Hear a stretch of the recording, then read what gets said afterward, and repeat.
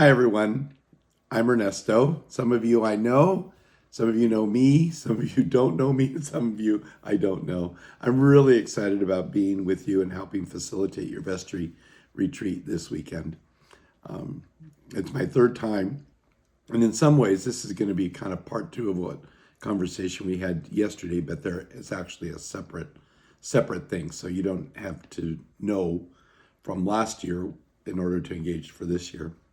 So I wanted to give you a brief idea of what we're going to be doing. So Friday night, we're going to gather, and the first thing that we will do is just kind of get together, introduce ourselves, and then have a brief presentation on what is the role of the vestry and what are the particular options for you as a vestry member.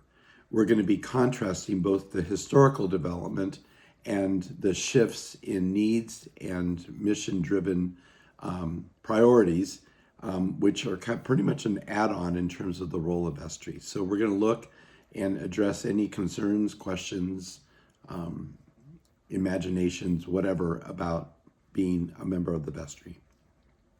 And then we'll conclude the evening by having an exercise that we did, I think, about 2 years ago called Holy Listening.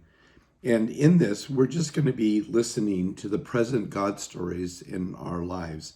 And so what I'm asking each of us to do is to prepare a 3-4 minute story that you would be willing to share with the group.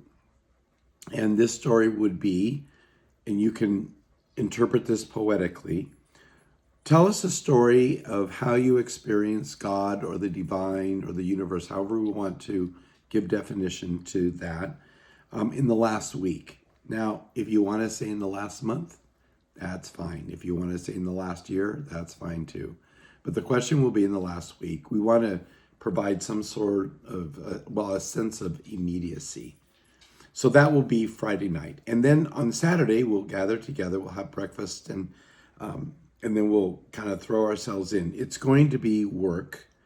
I think some of you are already are kind of doing your homework in the book, Holy Currencies. This is a wonderful kind of resource because we're going to be looking at, it's a tool from a non-American foundation, but really looking at from world cultures and how the world sees currencies, which is different than how the U.S. tends to stereotypically look at currencies.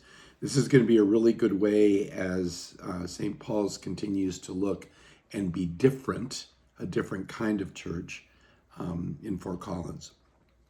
The issues that we're going to be looking at Saturday, both with the book Holy Currencies and then a presentation where I'm going to be giving at least little lecturettes together with some displays, is to be looking at where we are going, where is the world or society going, and what is the overlap in the Venn diagram.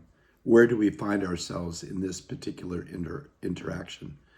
What I hope to explore is what are the assumptions of what we carry in terms of what is the definition of church and what is the rest of the world, the 80% that don't have a religious community, and how do we articulate the good news within this very different context, a context that has simply not existed ever in the history of humankind. And I hope it's going to be exciting and engaging. It will be a journey in truth. I recently did this with another group, and we discovered we were so vastly different than what we thought we were. And that was kind of a incredible kind of brain explosion discovery, revelation. I'm excited to be there with you. Blessings, and I'll see you Friday. Bye-bye.